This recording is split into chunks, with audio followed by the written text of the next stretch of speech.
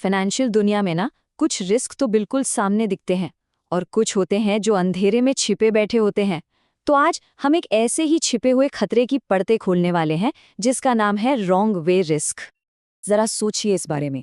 अगर बिल्डिंग में आग लग गई तो जाहिर है बीमा क्लेम की जरूरत पड़ेगी। मतलब एक्सपोजर बढ़ गया, पर ठीक उसी वक्त उस बीमा कंपनी का भी तो सब कुछ जलकर खाक हो रहा है, तो उसके दिवालिया होने या कहें डिफॉल्ट होने की संभावना वो तो आसमान छू लेगी। बस यही है रॉन्ग वे रिस्क का पूरा सार। एक डबल वैमी, एक दोहरा झटका। तो आज हम इन 5 हिस्सों में इस पूरे मामले की तह तक जाएंगे। पहले तो ये समझेंगे कि आखिर ये रिस्क है क्या भला। फिर देखेंगे कि ये कब हमारे लिए अच्छा और कब बुरा हो सकता है, इससे बचने के क्या तरीके हैं, और हाँ, सबसे ज़रूरी बात, हमारा जो पूरा फाइनेंशियल सिस्टम है वो इसे कहाँ और कैसे नज़रअंदाज कर रहा है।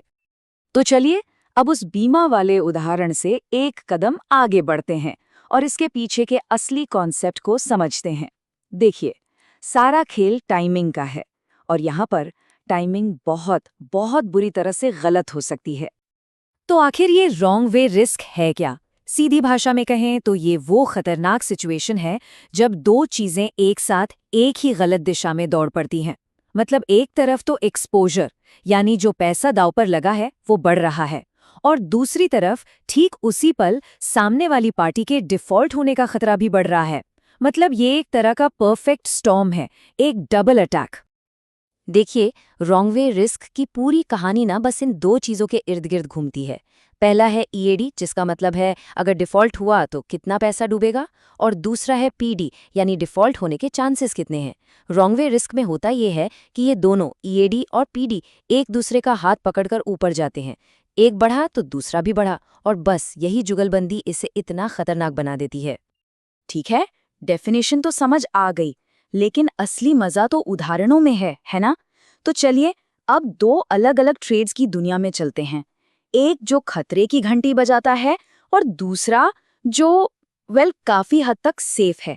इसके बाद फर्क एकदम शीशे की तरह साफ हो जाएगा। ये है रॉन्ग वे रिस्क का एक टेक्स्ट बुक एग्जाम्पल। सोचिए, एक बैंक को लगता है कि हाउसिंग सेक्टर गिरने वाला है, तो वो एबीसी हाउसिंग फाइनेंस के खिलाफ एक पुट ऑप्शन खरीदता है। और मजे की बात क्या है, ये ऑप्शन वो खरीदता है एक दूसरी हाउसिंग कंपनी XYZ से। अब जरा सीन इमेजिन कीजिए, पूरा का पूरा हाउसिंग सेक्टर डूबने लगता है। बैंक का दाव तो सही बैठ गया, उसका ऑप्शन अब सोने जैसा कीमती है, लेकिन उसे पैसे किससे लेने हैं? XYZ से, जो खुद उसी डूबते हुए सेक्टर का हिस्सा है। तो नतीजा क्या हुआ? बैंक का एक्सपोजर भी बढ़ा और XYZ के डिफॉल्ट होने का खतरा दी। हो गया ना परफेक्ट स्टॉर्म? तो ये तो हुई खतरनाक वाली कहानी, पर सवाल ये है कि क्या इसका कोई उल्टा, मतलब कोई सेफ सिनेरियो भी हो सकता है? क्या ये मुमकिन है कि एक्सपोजर तो बढ़े लेकिन जोखिम उल्टा कम हो जाए? हाँ, बिल्कुल हो सकता है, और उसी को कहते हैं राइट वे रिस्क। और ये है राइट वे रिस्क। इस बार बैंक स्टॉक के बढ़ने पर दाव लगा रहा है। तो जब हाउसिंग सेक्टर में बूम आता है, बैंक का कॉल ऑप्शन कीमती हो जाता है, मतलब उसका एक्सपोजर बढ़ गया। लेकिन यहाँ कमाल की बात क्या है, उसका जो काउंटर पार्टी है XYZ, वो भी तो उसी सेक्टर का है और वो भी तो मजबूत हो रहा है।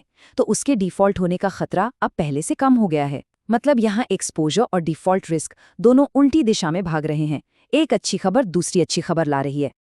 चलिए कुछ और उदाहरणों से इसे और पक्का कर लेते हैं। जैसे कि क्रॉस करेंसी स्वैप।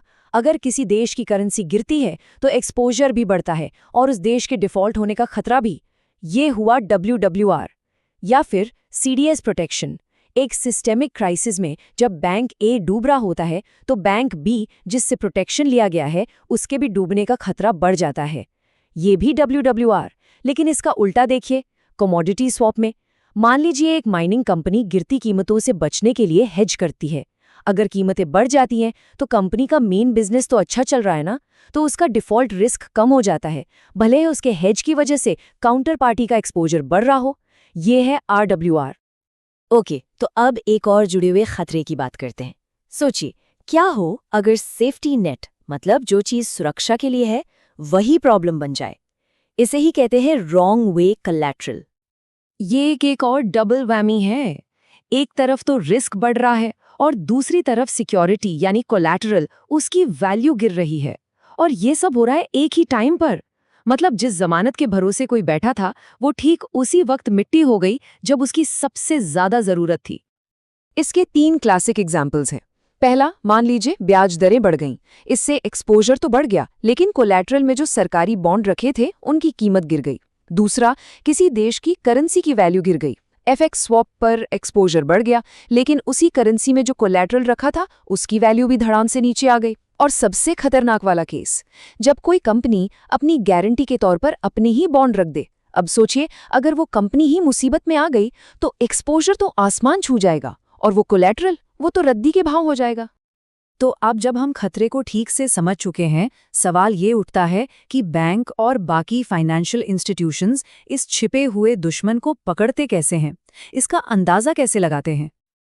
इस खतरे को नापने के लिए मेनली 3 तरह के मॉडल इस्तेमाल होते हैं। पहला है स्ट्रक्चरल मॉडल। ये सीधा सवाल पूछता है, अगर सामने वाली पार्टी डिफॉल्ट कर गई तो कितना पैसा फंसेगा। फिर आता है इंटेंसिटी मॉडल। ये सवाल को पलट देता है, अगर एक्सपोजर एक खास लेवल पर पहुंच गया तो डिफॉल्ट होने के चांसेस कितने हैं। और तीसरा है जंप अप्रोच।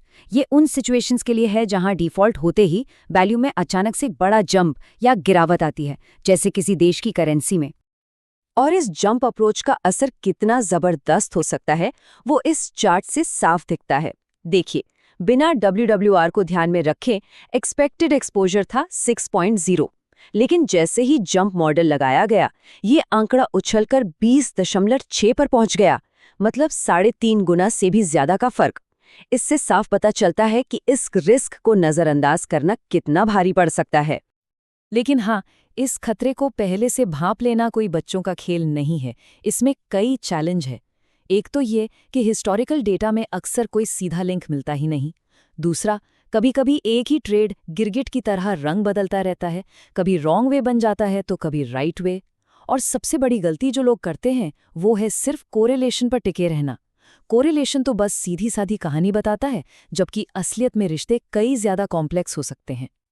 तो चलिए अब हम अपनी बातचीत के आखिरी और शायद सबसे जरूरी हिस्से पर आते हैं।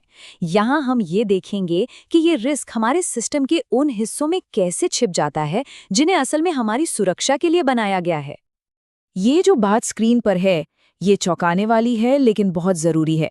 देखिए, जो सेंट्रल काउंटर पार्टीज यानी CCPs होती हैं वो हमारे फाइनेंशियल सिस्टम की ट्रैफिक पुलिस की तरह हैं। उनका काम ही है रिस्क को मैनेज करना, लेकिन उनकी नज़रों से एक बहुत बड़ी, बहुत खतरनाक चीज छूट रही है। और प्रॉब्लम की जड़ ये है कि CCPs सिर्फ मार्केट रिस्क को देखती हैं। वो ये नहीं देखती कि सामने वाली पार्टी की अपनी माली हालात कैसी है। इसका मतलब ये हुआ कि अगर 2 कंपनियों का पोर्टफोलियो बिल्कुल एक जैसा है तो CCPs दोनों से बराबर मार्जिन लेंगी, भले ही उनमें से एक कंपनी रॉन्ग वे रिस्क के एक टिक टिक करते टाइम बॉम्ब पर बैठी हो। और इसी एक ब्लाइंड स्पॉट की वजह से CCPs खुद एक बड़े डिफॉल्ट के खतरे में आ सकती हैं। और अब आते हैं इस पूरी कहानी के सबसे बड़े, सबसे अजीब पैराडॉक्स पर। तैयार रहिएगा, क्योंकि ये बात सुनने में बिल्कुल उल्टी लगेगी। रॉन्ग वे रिस्क का खतरा अक्सर उन कंपनियों के साथ ज्यादा होता है जिनकी क्रेडिट क्वालिटी असल में बहुत अच्छी होती है। लेकिन ऐसा क्यों?